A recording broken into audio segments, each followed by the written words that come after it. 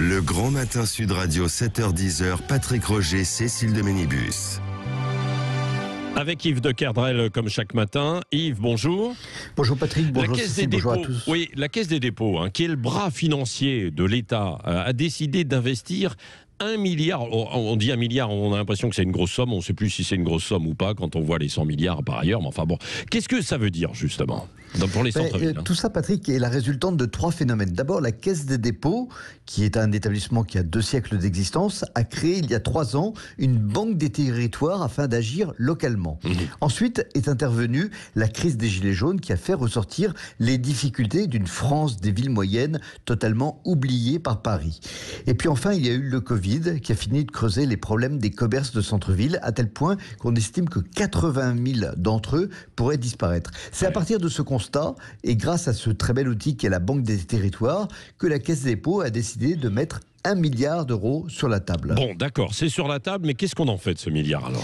Eh bien, la Caisse des dépôts se propose d'aider les villes de taille moyenne avec de l'argent, mais pas seulement. Par exemple, elle propose à ces municipalités de voir comment revivifier les centres-villes et ensuite de proposer des subventions pour passer aux actes. Mais ce qui est important, c'est que cette aide financière pourra aller directement au commerce. Ils pourront recevoir une aide de 20 000 euros afin de développer, par exemple, des solutions de click and collect qui ont fait leurs preuves pendant le confinement, ce qui permettra à ces petits commerces de rivaliser avec les grandes enseignes et les centres commerciaux, souvent situés en périphérie. Oui, mais l'un des problèmes de ces villes de taille moyenne aussi, ce sont les bâtiments des commerces qui tombent en désuétude parfois. C'est même l'un des principaux problèmes, vous avez raison, et la grosse partie du milliard débloqué par la Caisse des dépôts vise justement à rénover 6 000 commerces de proximité. Ce sont des sociétés foncières qui s'occuperont de cela grâce à 300 millions apportés en capitaux propre par la Banque des territoires et à 500 millions de prêts.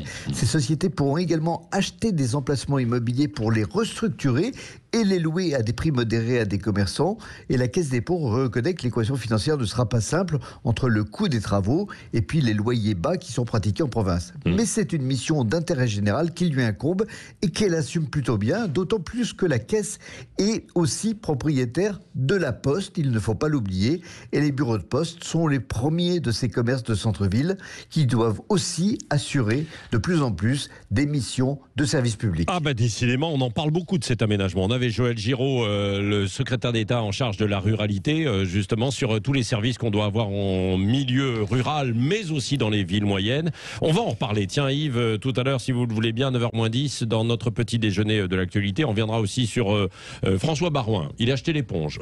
Il faut dire que depuis déjà un petit bout de temps, on sentait quand même qu'il n'allait pas mouiller la chemise, si je puis dire. Pour la présidentielle, il laisse tomber cette fois. On en parlera aussi avec Arlette Chabot. Tous vos commentaires 0826 300 300, on vous attend. Allez-y.